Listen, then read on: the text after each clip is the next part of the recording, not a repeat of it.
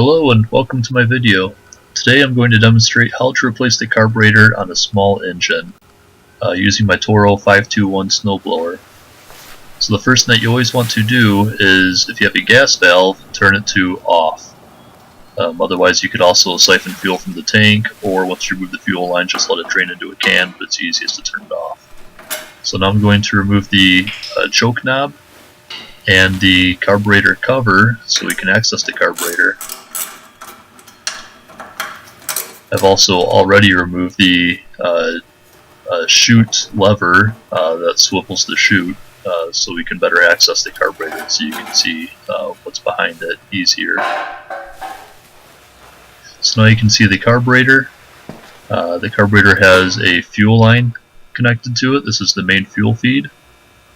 There's another smaller line next to it that is the primer feed. When I press the primer, that's going to jet a little bit of fuel into the carburetor.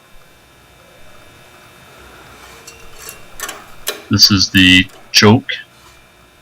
When that's closed, it restricts how much air comes into the carburetor so that the snowblower engine will run richer and help it start better when it's cold.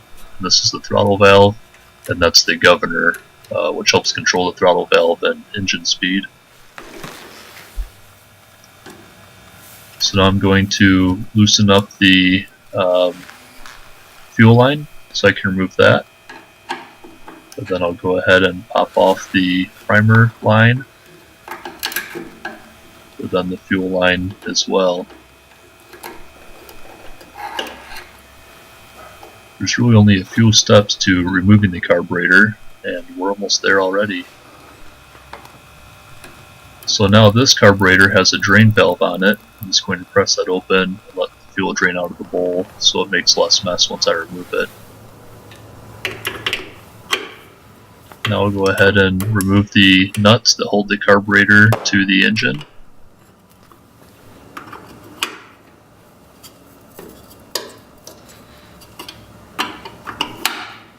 Once those nuts are removed, I'll be able to slip the carburetor right out of place.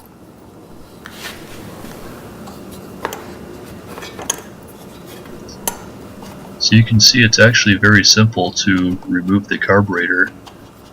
You may replace the carburetor because the engine isn't running properly, maybe it won't start at all, or it only runs on choke. In my case, the engine has low power, so when I run into a substantial amount of snow into the auger, it just bogs down and sometimes the engine even stalls. And that's just because it's getting way too much air compared to how much fuel is coming in.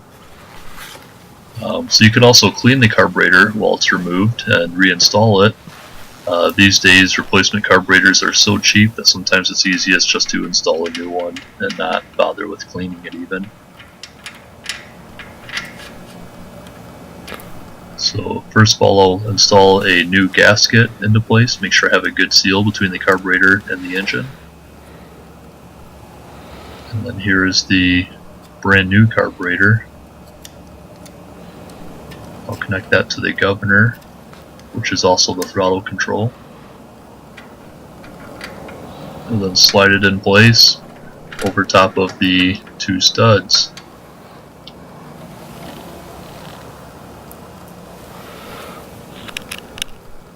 Once that's in place, I'll install nuts that hold it on.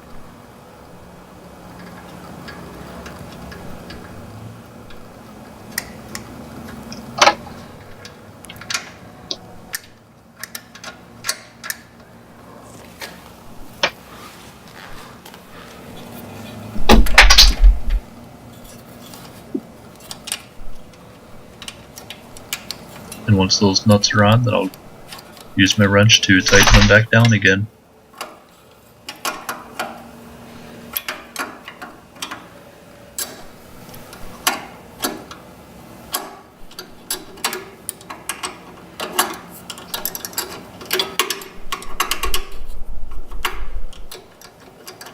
Now with the nuts tightened, I'll go ahead and put the fuel line back into place.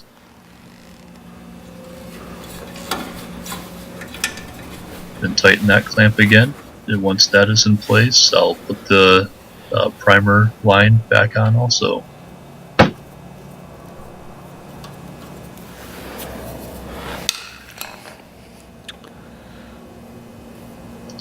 And that's really all that there is to it, just a couple fuel lines and a couple nuts that hold it in place.